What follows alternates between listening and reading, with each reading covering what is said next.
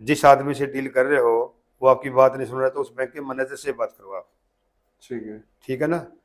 और अगर वो भी नहीं डील कर रहा तो हर बैंक, जैसे बकरी वगैरह पालते हैं उनकी 95% भी मिल जाती है कई बार।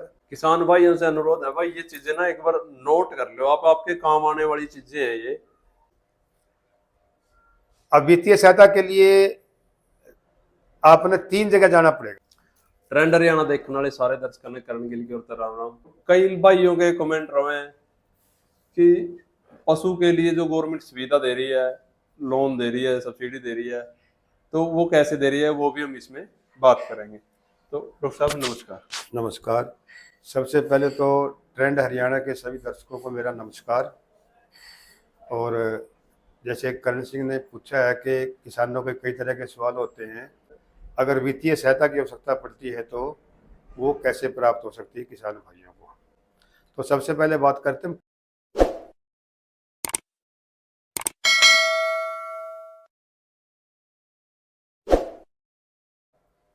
कि किसानों को वित्तीय सहायता कैसे मिल सकती है।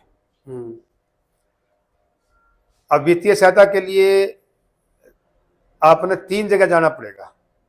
पहला तो ये है, आप किसी भी प्रशिक्षण संस्थान से, जैसे लाला लाजपत राय यूनिवर्सिटी है उसके पशु विज्ञान केंद्र है, पंजाब नेशनल बैंक के ट्रेनिंग सेंटर हैं, या अन्य कोई संस्थाएं हैं ठीक है। जो पशुपालन से संबंधित ट्रेनिंग देती हैं, उनसे आपने प्रशिक्षण लेना पड़ेगा।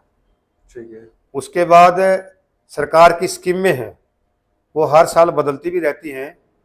आपको ज़्यादा जानकारी तो पशुपालन विभाग के जो अधिकारी हो बताएंगे, लेकिन आमतौर पर किसानों को 2 भैंसों के लिए, 3 भैंसों के लिए, 5 भैंसों के लिए, 10 भैंसों के लिए और 30 भैंसों के लिए डेयरी फार्मिंग की स्कीम भी आती रहती है। ठीक है। हाँ, उसमें जाति अनुसार जो पिछड़ा वर्ग है या अनुसूचित जाति के हैं उनके लिए ज़्यादा अनुदान मिलता है और जनरल सामान्य वर्ग के लिए थोड़ा कम मिलता है। तो उसमें सरल पोर्टल पे अप्लाई करना होता है। अच्छा। उसमें आपने मान लिया 3 भैंसों के लिए लोन लेना है तो 3 भैंसों के लोन की स्कीम वहाँ देख के उसमें आप अप्लाई कर दो अपना।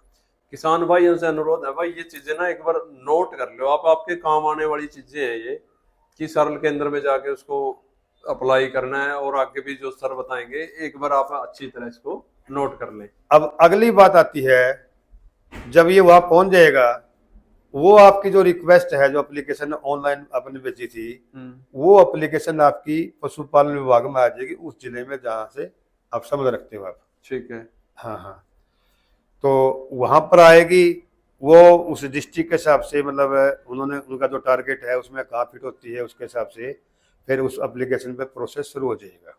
ठीक है। अब उन्होंने आपको ओके कर दिया, ठीक है आप देख लो कोई पशु, हम चेक कर लेंगे उसको।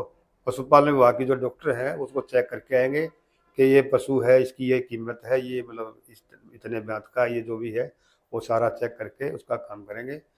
और फिर आपने किसी बैंक से संपर्क करना पड़ेगा, क्योंकि जो सब्सिडी वगैरह आएगी वो सीधी पशुपालन विभाग से बैंक में जाएगी। ठीक है। किसान के पास नहीं आएगी वो, और वो उसकी लास्ट वाली किस्तों से कट जाएगी। अच्छा। हाँ, तो आपने बैंक से कॉन्टेक्ट कर लिया, बैंक ने उसको एग्री कर दिया, और जो रिक्वेस्ट आपकी आ रही थी आप उसको बैंक में लेके चले गए, उन्होंने ओके कर दिया, आपका लोन मंजूर हो गया, सब्सिडी पशुपालन विभाग ने देनी है। तो ये उसका मोटा मोटा प्रोसीजर है इसके हिसाब से।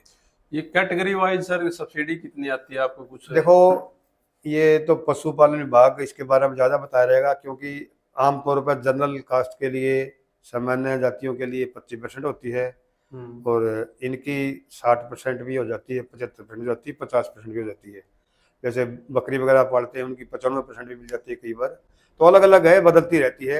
ये किसी भी डॉक्टर के, वेटरी सर्जन के पास जाओगे वो आपको बता देगा भाई इस साल सरकार की क्या क्या स्कीमें हैं उसके बारे में। अच्छा, इसमें 2-3 चीजों में थोड़ी दिक्कत आवे जी। एक तो मान लो वो पशुपालन विभाग में उसकी जो रिक्वेस्ट है वो चली गई, वहां से उन्होंने ओके करके बैंक में भेज दिया, तो बैंक वाले मना कर देते हैं। हाँ, अगर दूसरी बात, कई बार क्या है कि बैंक वाले बोलते हैं इंश्योरेंस लेके आओ, अब गवर्नमेंट पोर्टल पे इंश्योरेंस नहीं चले होते, तो वो भी एक समस्या वो एक समस्या है। मतलब लेकिन विभाग की स्कीम है, जो लोन आप करवाओगे उस पशु का इंश्योरेंस विभाग करवा देगा आपका। ठीक है। कुछ सस्ते रेटों पे। एक सवाल आपका बीच में यह भी आया, कई बार बैंक वाले मना कर देते, मैं लोन हम नहीं दे सकते आपको। तो उसके लिए थोड़ा सा आपको जागरूक होने की जरूरत है। आप जिस आदमी से डील कर रहे हो वो आपकी बात नहीं सुन रहा, तो उस बैंक के मैनेजर से बात करो आप। ठीक है ना। और अगर वो भी नहीं डील कर रहा तो हर बैंक मतलब जिले में एक लीड बैंक अधिकारी होता है जो सारे बैंकों से संबंध रखता है। ठीक है। जिले के सभी बैंक, चाहे प्राइवेट हैं, चाहे सरकारी हैं, चाहे कोऑपरेटिव हैं, ठीक है। आप उससे अपनी समस्या बता सकते हो, तो वो आपकी समस्या का समाधान करवा देगा। वहां से भी अगर आपका समाधान नहीं हो रहा तो जो सर्कल ऑफिसर है उस बैंक का, और जिसके 3-4 डिस्ट्रिक्ट हम आते हैं, मतलब अगर आपको दिक्कत आए तो वहां भी आप कांटेक्ट कर सकते हो। मेरे ख्याल में लीड बैंक अफसर को आप कन्विंस कर दोगे कि भाई मैं जमींदार हूँ, मेरे पे कोई लोन नहीं है, मैं कोई डिफॉल्टर नहीं हूँ, तो आपकी समस्या का समाधान हो जाएगा। और वैसे आजकल बैंक है ना जिसका सिविल स्कोर वगैरह सही रहता है, उसको लोन देने में कोई ज्यादा दिक्कत उनको आ नहीं रही मेरे ख्याल में, तो इसके हिसाब से। ठीक है। ये ये आपने सुना इनका जो लोन का वित्तीय सहायता का जो प्रावधान है किस तरह है।